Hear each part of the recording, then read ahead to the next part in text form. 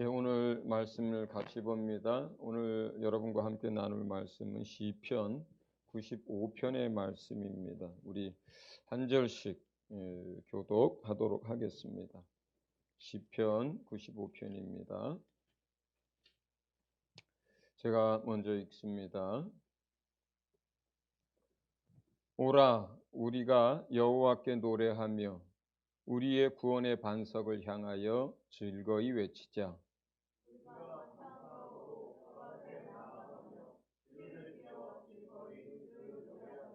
여호와는 크신 하나님이시요 모든 신들보다 크신 왕이시기 때문이로다.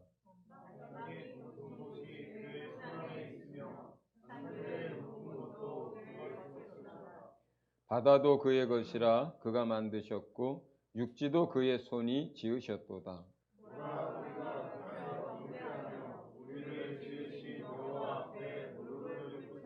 그는 우리의 하나님이시요 우리는 그가 기르시는 백성이며 그의 손이 돌보시는 양이기 때문이라. 너희가 오늘 그의 음성을 듣거든.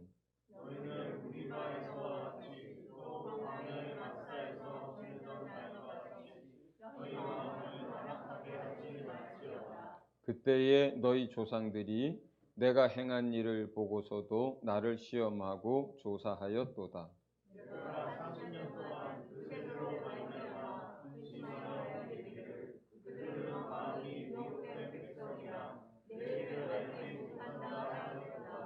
그러므로 내가 노하여 맹세하기를 그들은 내 안식에 들어오지 못하리라 하였도다. 아멘. 요즘 대한민국이 이 온통 뉴스나 또 이제 뭐 SNS나 뭐 여러 가지 또 뭐 검색 포털에 보면 제일 많은 기사가 이제 대선 주자들에 대한 기사가 제일 많습니다. 또 몇 달 안 남았죠. 근데 참 긍정적인 면도 있고 부정적인 면도 있지만 이제 온라인 세상이 되다 보니까 참 아쉬운 부분도 참 많은 것 같아요. 물론 어떤 서양의 학자가 이제 온라인 세상이 되면서 사라진 것이 있다 그래요. 그 첫 번째가 뭐냐면 팩트가 사라졌다 이런 얘기를 하더라고요. 그러니까 뭐가 진실인지 뭐가 팩트인지는 이제는 직접 겪어보고 직접 뭘 자기가 직접적인 당사자가 아니면 알 수가 없는 세상이 됐다는 거예요. 뭐 의도적으로도 가짜 뉴스를 만드는 사람도 너무 많고 또 팩트나 진실을 가리기 위해서 과장되거나 왜곡시키거나 또 정치적으로 이용하는 사람도 너무 많다 보니까 팩트가 사라진 시대를 살고 있다. 이렇게 얘기를 합니다. 그렇게 되면 어떻게 됩니까? 각각 자기의 소견에 좋은 대로 자기 소견대로 살아가는 세상이 되는 거죠. 그런 세상에 살면서 그렇게 수많은 뉴스들이 쏟아져 나오면서 그리고 사생활이 없는 이제 그런 시대를 살면서 또 대선 전국에서 제가 아쉬운 것이 하나가 있습니다. 이 뭐 지지율 또는 무슨 적합도에서 1위, 2위 뭐 하더라도 그 사람들의 좋은 이야기가 계속해서 이렇게 나오고 정책이 이야기되기보다는 그들이 잘못했다, 그들이 무엇을 어땠다, 심지어 가족사까지 낱낱이 들춰내다 보니까 어떻게 돼요? 존경이 사라지는,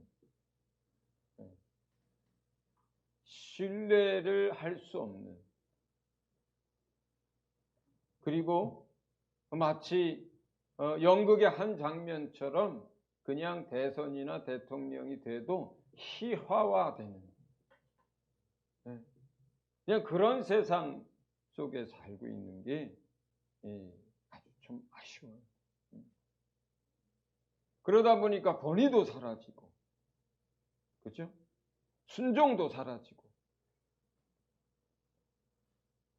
그리고 상대방이 대통령이든 왕이든 그냥 가십거리가 되고 무시하고 함부로 말하고 함부로 표현하고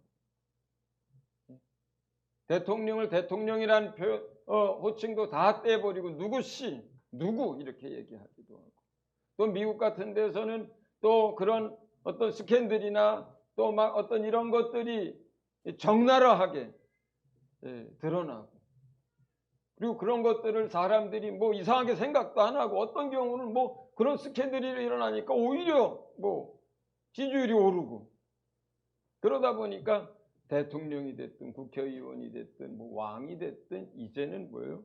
아주 우습게 여기죠. 네. 우습게 여겨요. 존경하는 사람도 없습니다. 그리고 점점 기대도 하지 않습니다. 이제. 저희 일반 시민들이 사는 것과 별반 다르지 않은 거예요. 네. 머리가 좋아서 뭐 사시도 패스하고 또 뭐 또 하고 하는 거는 알겠어요. 그런데 그거 외에는 뭐가 다를까 우리랑? 우리의 사는 삶이랑 뭐가 다를까? 다를 게 하나도 없는 거예요. 그 가족을 대하는 것이나 그 가족에서 일어나는 일들이나 뭐 변법을 행하는 것이나 불법을 행하는 것이나 일반 시민과 다를 게 아무것도 없어요. 존경할 만하지 않으니 함부로 대하고 존경할 거리가 없으니 무시하고 희화화시키는 거예요.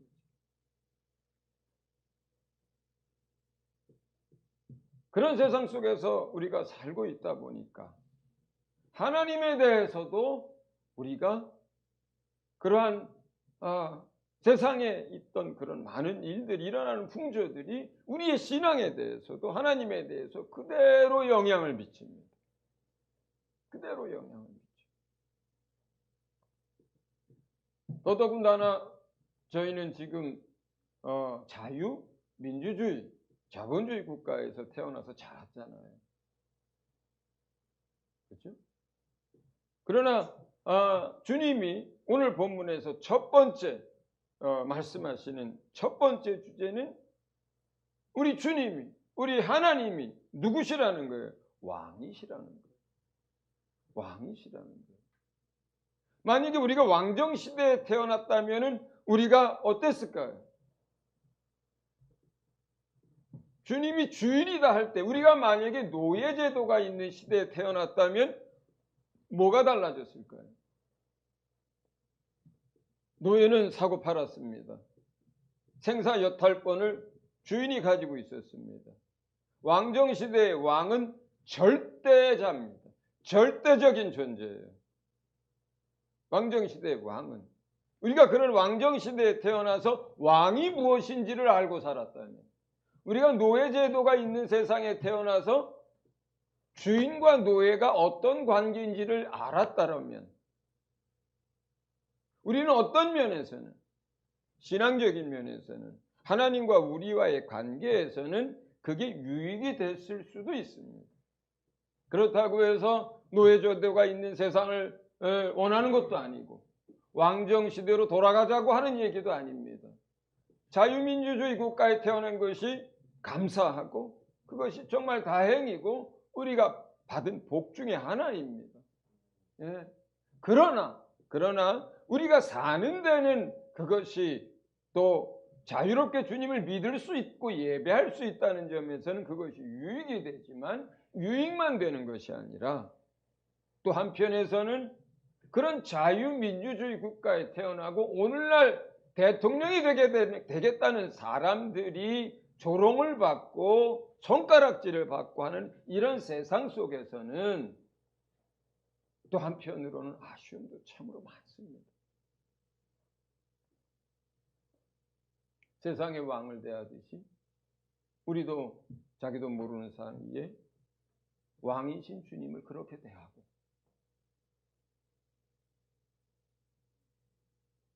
그 누구도 자기의 인격과 자유가 침해당하는 것을 참지 못하는 세상에 살고 있다 보니까 주님의 주되심에 대해서도 우리가 인정하지 않으려고 하고 스스로 왕 되어 살고자 하고 스스로 주인이 되어서 살고자 한단 말이에요. 그러다 보니 점점 예수님을 믿는 것이 힘들고, 예수님을 믿어도 여전히 자기 스스로 책임지는 인생을 살려고 하고, 자기 스스로 자기의 길을 개척하려고 하고, 자기 스스로 주인 되어서 살려고 하면서 단지 어떤 필요를 채워주시는 주님, 단지 우리의 평안을 얻게 하는 신앙생활, 이것이 되고 만다는 거죠. 오늘은 우리가 하나님의 말씀을 통해서 주님이 우리의 왕이라 할 때에 성경에서 그 왕에 대해서 묘사하는 바들을 우리가 다시 한번 깊이 마음에 깨닫고 새길 수 있기를 주의 이름으로 축원을 드립니다.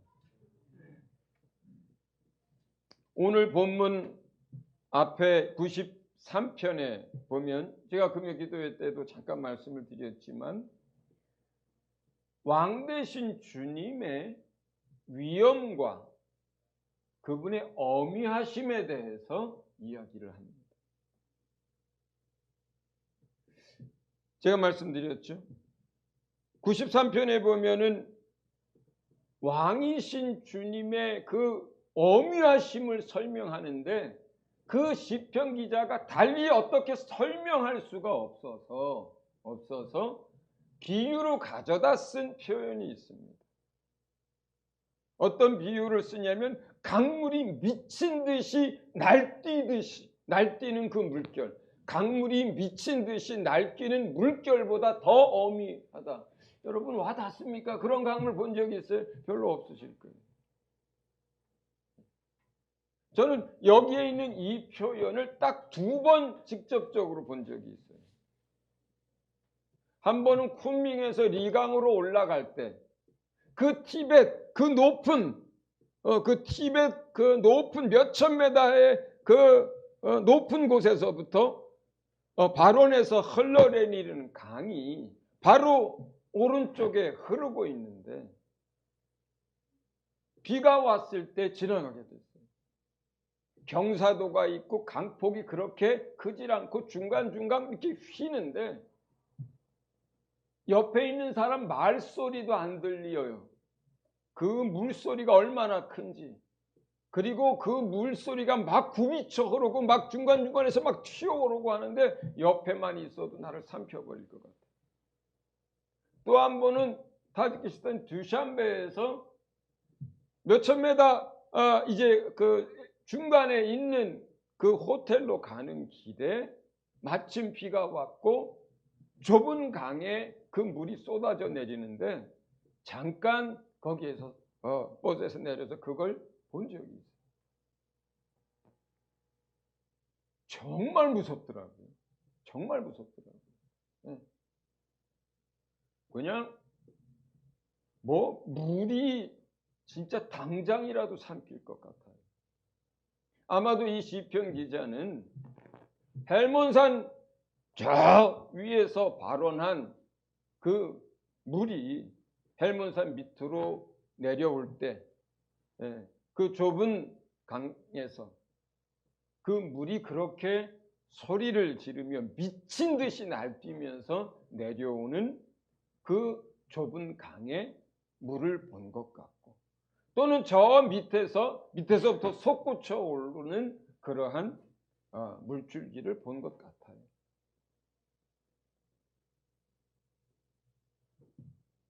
왕 앞에 섰을 때 왕이 가지고 있는 그 위엄과 그 두려움에 대해서 설명하고 있는 거예요. 여러분들은 예수가 우리의 왕이여 하고 우리가 손 높여 찬양할 때, 또 평소에 예수님을 왕이라고 고백할 때, 여러분 안에는 이러한 하나님에 대한 경외감, 하나님의 그 위엄 앞에 서는 그런 마음, 그런 두려움이 있습니까? 대부분의 오늘날 크리스찬들에게는 그러한 감정이 많지 않습니다. 오히려 자비와 긍휼과 은혜의 하나님 앞에서 그 따뜻함 속에서는 살아도 왕 앞에 선 백성으로서 그 두려움과 경외감을 갖는 경우는 많지 않습니다. 그러나 예수님이 이 땅에 계실 때에 그 품에 안겨서 식사하고 그 스스로 예수께서 사랑하시는 자, 주께서 사랑하시는 자라고 자기 자신을 표현했던 그 사도 요한조차도 계시록에 보면은 예수님이 그에게 나타나셨을 때에 감히 얼굴을 들어서 그 얼굴을 보지 못했었습니다. 그의 엄위하심에, 그의 영광에 기가 죽어서 두려움 때문에. 그게 우리 주님이세요. 그게 우리의 왕이신 예수님이세요. 두 번째는 왕이신 그 하나님, 왕이신 예수님의 영광에 대해서 이야기합니다. 왕이신 주님이 가지고 있는 그 영광이 어떤 거냐에 대해서 이야기합니다. 그는 영광 가운데 계시다 그래요. 그 왕 대신 우리 주님. 근데 이것도 또한 우리가 이해하고 설명하기가 참으로 어렵습니다. 왕정 시대에 살지 않았기 때문에 왕이 가지고 있는 그 위엄을 우리가 잘 알지 못하고 있는 것처럼 영광이라고 하는 것도 사실은 우리가 영광 얘기하고 영광에 대해서 찬양을 하고 성경에 나온 것들을 우리가 따라서 고백을 하지만 우리가 영광이 뭐냐고 할 때 우리가 얼마나 이해할 수 있겠습니까? 그분을 직접 본다면 조금이라도 이해하겠지만, 그렇죠? 변화산상에서 해같이 빛나는 모습으로 변화된 그 예수님을 우리가 만약에 본다면 그 영광이 뭔지 조금이라도 이해할 수 있겠지만, 그죠? 그러나 우리가 문자로 보고 또 우리가 영으로 조금씩 느끼는 그 영광에 대해서 우리가 얼마나 알 수 있겠어요? 그 영광에 대해서 설명한다면 저는 계시록 21장 23절의 말씀을 가지고 설명하고 싶습니다. 계시록 21장 23절은 이렇게 되어 있습니다. 그 성은 새하늘과 새 땅에 있는 예루살렘 성을 말합니다. 그 성은 해나 달의 비침이 쓸데없으니 이는 하나님의 영광이 비치고 어린 양이 그 등불이 되십니다. 저는 이 표현으로 그나마 설명을 하고 싶어요. 왜 새하늘과 새 땅에 하나님 나라에 해도 필요 없고 달도 필요 없을까? 있을지도 몰라요. 그런데 그 빛이 필요 없대요. 다시 그가 하늘의 아름다운 해와 별들을 새하늘과 새 땅에 만드셨을 수도 있어요. 그러나 그 하나님의 나라 사람들은 그 해가 비치는 빛을 필요로 하지 않고 달이 비추는 빛을 필요로 하지 않는다는 뜻이에요. 쓸데없다고 그래요. 왜냐하면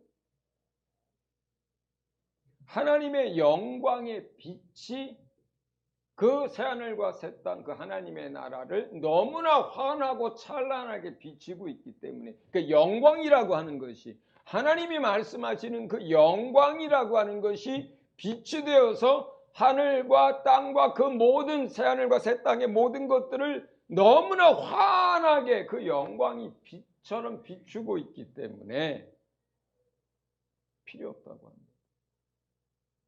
그런데 예수님을 등불이라 그래요. 거기서. 제가 자주 표현하죠.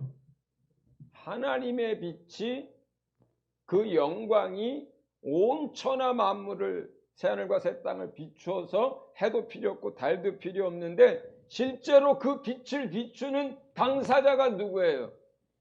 예수님이라는 거예요. 더 쉽게 표현하면 여러분 백열정구 아시잖아요. 백열정구. 백열전구 안에 필라멘트가 있어요. 그 빛의 그 근원은 그 필라멘트와 그 전구 안에 있는 가스일 거예요. 그런데 그 빛이 이 여기를 방안을 환하게 비춘다면 무엇을 통해서 우리가 보는 거예요? 감싸고 있는 등을 통해서 우리가 그 빛을 봅니다. 예수님 안에 하나님이 계시고, 그렇죠? 그 예루살렘 성 안을 들여다봤더니 성전이 없다 그래요. 어린 양이 계시고 어린 양 안에 하나님이 계시다 그래요. 그래서 그 어린 양이, 우리 눈에 보이는 분은 그 어린 양 예수예요. 그분이 왕인 거예요. 그분 안에 하나님의 빛이 예수님을 통해서 그 하나님의 온 나라와 그 새하늘과 새 땅을 환하게 비추는 거예요. 그걸 영광의 빛이라 그래요. 그 영광이라고 하는 것이 그렇게 환하고 그렇게 엄청난 것이다 라고 계시록 21장은 표현을 합니다. 우리가 그날 가보면 알 거예요. 그 영광의 빛이라는 것이 어떤 것이 쓸데없다 그래요. 다른 빛이 쓸데가 없다 그래요. 아름다운 은하수도 있을 수 있고 아름다운 해와 달도 있을 수 있지만은, 그러나 그러한 빛을 의존해서 사는 세상이 아닌 오직 하나님의 영광만으로 가득하고 찬란한 곳. 우리 왕이신 주님이 얻으신 그 영광을 그렇게 표현합니다. 세 번째는 오늘 본문 가운데 나타내는 것은 권능에 대해서 나타냅니다. 그 왕이 가지신 권능에 대해서. 이 시편은 그 권능이 어떤 권능이냐를 무엇으로 표현을 하냐면, 첫째, 하늘과 땅 사이에 있는 하늘을 짓고 그 가운데 있는 모든 것들을 지으신 하나님으로 그 권능을 표현합니다. 모든 기적을 행하시는 하나님으로 표현합니다. 모든 만물을 다스리는 능력으로 그 권능을 표현합니다. 하나님에게는 능력이 있는데 그 능력이 어떤 만물이냐, 어떤 능력이냐? 하늘과 땅, 그리고 그 사이에 있는 그 모든 것들을 지으시고 붙들고 계시고 다스리고 계시고 운영하고 계신 그 능력이라고 합니다. 예. 우리는 어떻습니까? 우리의 능력이라는 게 어떻습니까? 자기 자녀, 자기 집 식구 하나도 잘 유지하고 다스리는 게 어렵습니다. 자기 집 식구, 자기 자녀는 물론이고 자기 자신도 다스리고 유지하고 관리하기가 힘든 게 우리의 능력이에요. 우리의 능력이라는 게 뭡니까? 내가 내 의지조차도 내 마음대로 못해요. 내 계획한 무엇도 내가 마음대로 못합니다. 내가 말로 내뱉은 것 하나도 내가 어떻게 할 수가 없어요. 그게 우리의 능력입니다. 그런데 하나님의 권능은 어떤 것이냐? 계절이 변함없이 돌아가고 밤과 낮이 끊임없이 이어지고 모든 만물이 먹고 살고 모든 우주가 질서를 따라 자기 자리를 떠나지 않고 세상 만물이 그분의 말씀과 그분의 명령한 질서와 법칙과 그분이 붙들어 주시는 것과 그의 천사들에 의해서 모든 만물이 오늘도 변함없이 아침에 해가 뜬 거예요. 그게 그분의 능력이라고 합니다. 그렇기 때문에 그 만물을 만드시고 그것을 다스리고 역사하시는 그 하나님에게 작은 지구의 한 나라의 그 홍해 바다를 잠깐 벽을 세워서 가르는 게 그게 무슨 기적이겠습니까? 자기 자신도 다스리지 못하는 우리에게나 그것이 기적이지. 그렇지 않습니까? 성경에 나오는 기적이라고 하는 표현은 우리 입장에서의 말이에요. 아무것도 할 수 없는 우리 입장에서 그것을 기적이라고 표현하는 거예요. 하나님 입장에서 죽은 자를 살리는 것과 하늘에서 만나를 내리는 것과 홍해 바다를 가르는 일은 하나님께서 행하신 일 이렇게 표현하는 거예요. 그가 행하신 것.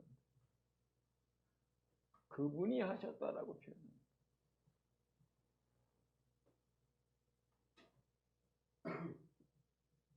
우리의 왕 대신 예수님이 가지신 그 권능을 우리가 믿고 의지한다면 우리에게 두려움이 없을 줄로 믿습니다.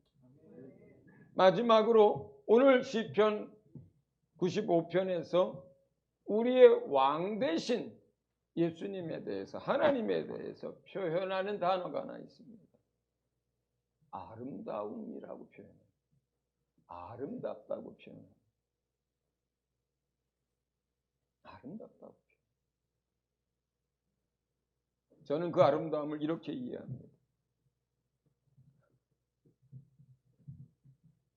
엄청난 경외의 대상인 동시에 찬란한 영광을 가지고 있고 만물을 지으시고 다스리는 권능을 가지고 있고 그리고 어느 노래의 찬양의 가사처럼 그 사랑과 그 지혜와 그 거룩함과 그의 성품과 하나님이 자기 자신을 보여준 이 모든 것들을 한 분이 가지고 계신데 그걸 다 통틀어서 우리가 볼 때 아름다움이라고 표현한 것 같아요. 아름답다고 표현한 것 같아요. 영광을 가지고 계시나 모든 걸 버리실 수 있는 분.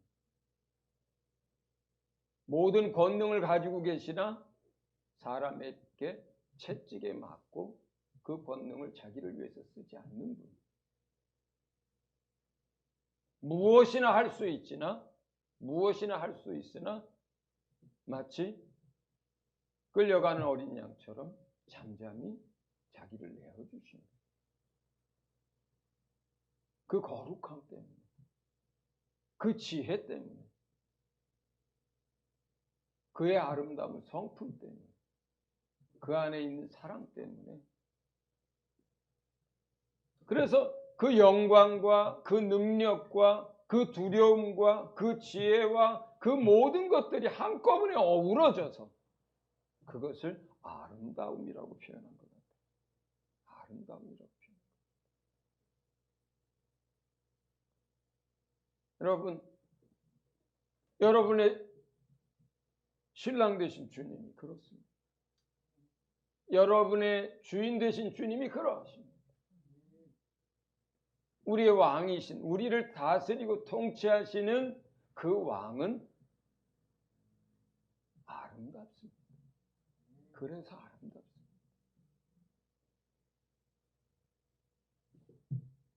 그분이 우리의 왕이라면 오늘 본문에 우리는 그분의 백성이라고 합니다.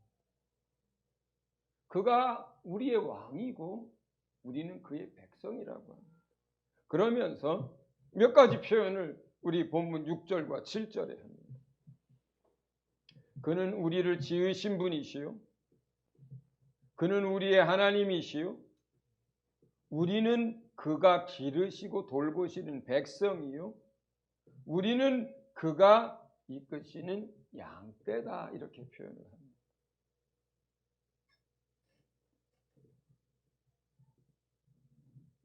그러한 지금까지 설명했던 그러한 왕이 우리를 기르시고 그 왕이 우리를 돌봅니다. 그 왕이 우리를 지킵니다. 그렇기 때문에 두려움이 없습니다. 할렐루야. 그렇기 때문에 염려와 근심이 없는 겁니다. 그렇기 때문에 우리에게 부족함이 없는 것입니다.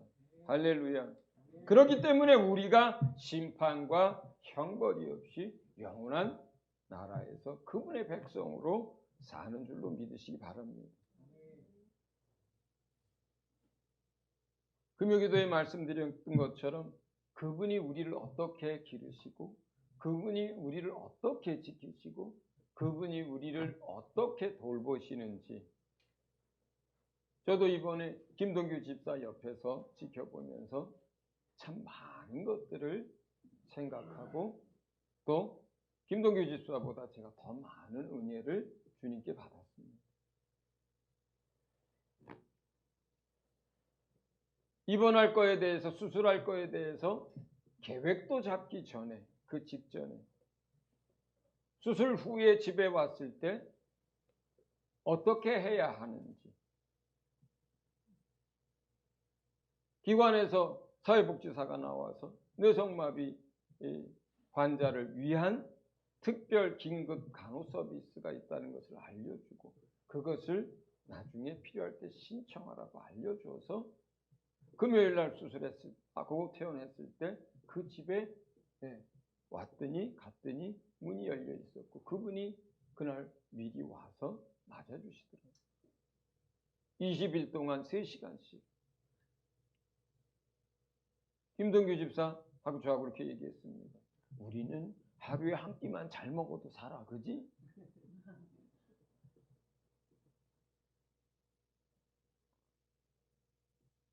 김동규 집사가 어젠가 저한테 문자를 보냈습니다. 뭐라고 문자를 짧게 보냈냐면, 목사님, 그런데 왜 형이라고 부르고 싶어질까요?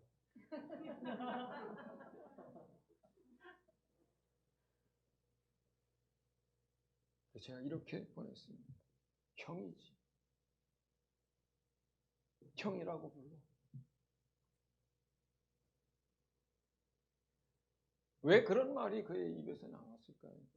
주께서 돌보신 돌봄 속에서 그가 은혜를 입었기 때문에 그런 말을 한 거예요.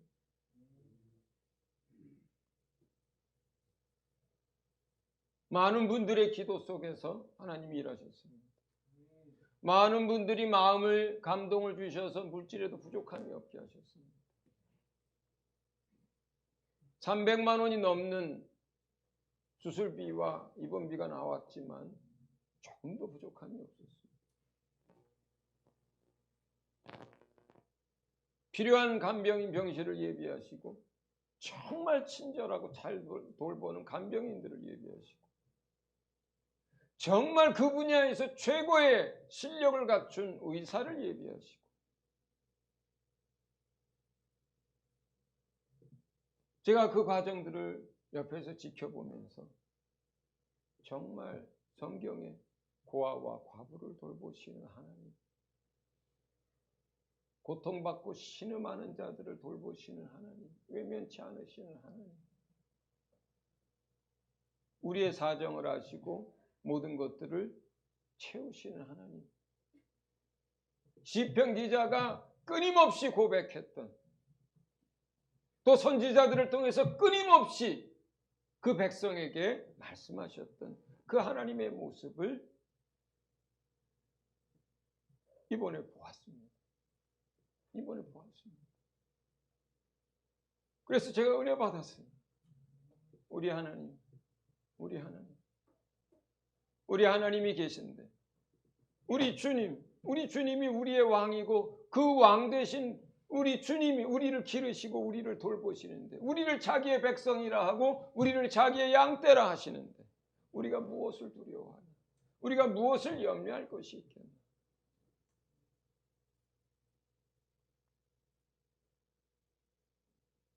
여러분은 주님이 기르시는 주의 백성입니다. 주의 양떼입니다. 예. 할렐루야. 그렇기 때문에 우리의 삶 가운데 주님이 우리의 왕이시기 때문에 더 이상 염려하지 않겠습니다. 더 이상 두려워하지도 않겠습니다. 예. 세 번째로, 그러한 왕이시고 우리가 그분의 백성이 되었는데, 그러나 그 다음 본문들을 읽어보면 왜 갑자기 이런 본문이 나왔을까 싶은 구절들이 나와요. 8절에서 11절을 보면, 그러나 너희가 어떤 백성인지를 얘기합니다. 내가 너희의 왕인데, 내가 너희를 기르는 왕이고, 너희는 나의 백성이고 나의 양떼인데 너희는 어떤 백성인지를 얘기해요. 광야 시절에 그 백성의 모습들을 얘기합니다. 그 백성과 이 시편을 쓸 때의 백성이 다른가요? 같은 백성입니다. 민족이 같아서 같은 게 아니라 성경이 같은 백성입니다.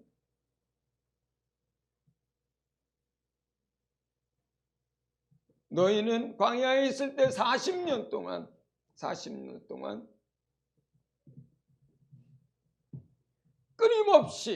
끊임없이 나를 시험하고 또 시험하고 또 시험하고 했던 불신앙의 사람들. 너희는 그 40년 동안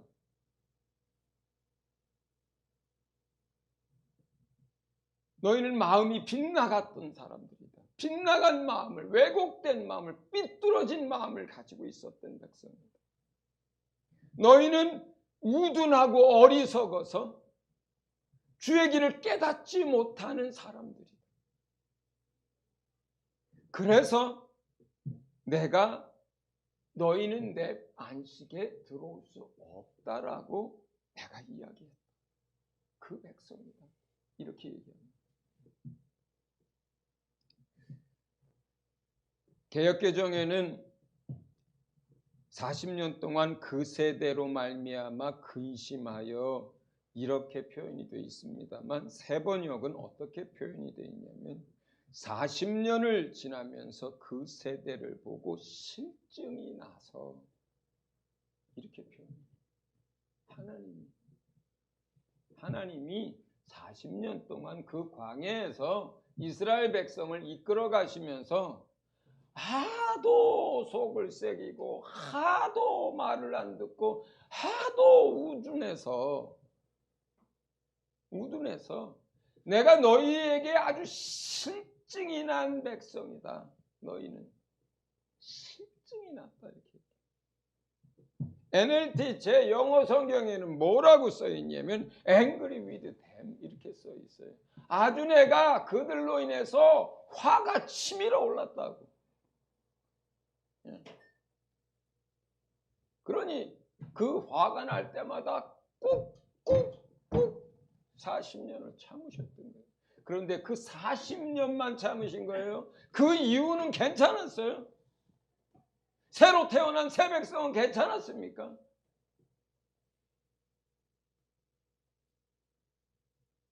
사사기의 백성들은 괜찮았습니까? 사울, 다윗, 솔로몬 그 이후 동안에 그들이 바벨론에 멸망당할 때까지 그 백성은 좀 나았습니까? 바벨론의 포로로 잡혀갔다가 다시 돌아오고 나서 예수님이 오실 때까지 그 백성은 조금 나았습니까? 회초리를 맞으면 좀 나아집니까? 짓밟히면 조금 나아집니까? 나라가 망하고 애고 어린애이고 심지어 뱃속에 있는 아이까지 칼로 갈라버려서 죽이면 자기 자식을 삶아먹게까지 그렇게 저주와 형벌을 받으면 인간이 좀 변합니까? 나아집니까? 그렇습니까? 인간이 변합니까? 인간에게 개선의 여지가 있습니까? 회초리를 맞고 징계를 맞고 형벌을 받고 앉아서 말씀을 배우면 나아집니까 인간이? 우리 옛사람이 그런 존재였습니까? 그렇지 않다는 거예요. 광야에서의 이스라엘 백성도 가나안 땅에 들어간 천몇백 년의 삶을 살았던 이스라엘 백성도 바벨론에 잡혀가서 하나님에 대해서 알 만큼 알았다고 하고 돌아온 그 백성도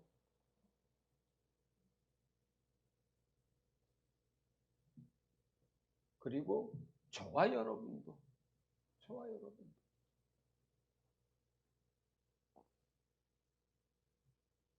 나아질 수 없는 사람들입니다.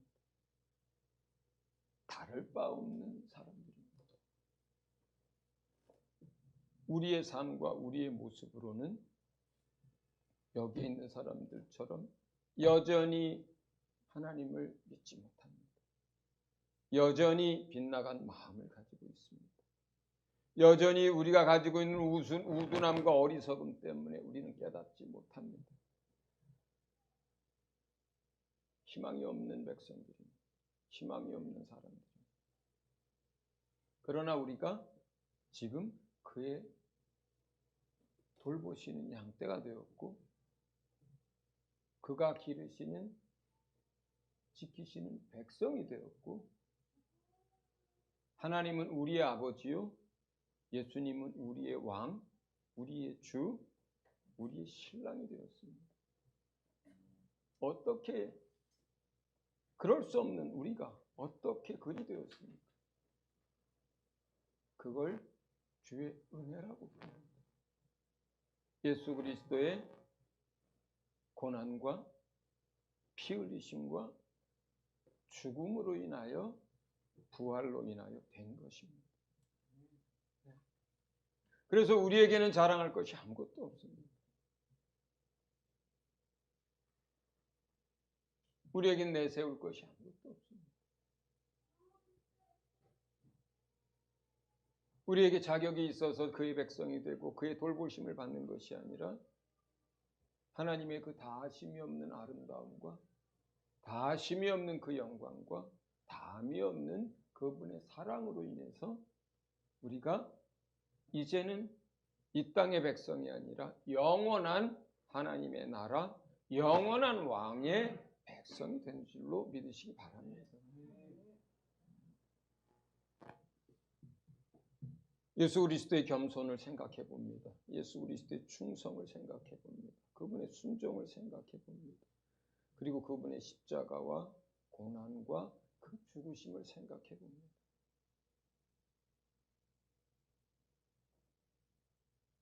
이 시간 우리가 마음에 결단하고 결심할 수 있기를 바랍니다. 영원토록 그 은혜 아래 살겠노라고. 영원토록 그 은혜만을 구하겠노라고. 그리고 그 아름다움을 흠모하며 그 아름다움을 찬양하고 그 아름다움을 늘 사모하면서 그렇게 이 땅에서 저 천국을 향해서 가겠노라고 그렇게 우리 마음에 오늘 이 시간 다시 한번 다짐하면서 이 시간 주님 앞에 우리 함께 같이 기도하겠습니다. 이 시간 기도할 때 참으로 베풀어 주신 그 주의 은혜에 대하여 다시 한번 주님 앞에 감사하고 희망이 없고 절망뿐이었던 광야의 그 백성 같았던 우리를 자녀 삼으시고 백성 삼으시고 우리에게 영원한 생명 주신 그 하나님께 정말로 이 시간 감사하며 그리고 그 은혜 아래 살 수 있도록 이 시간 다시 한번 우리 주님 앞에 감사하며 기도하겠습니다.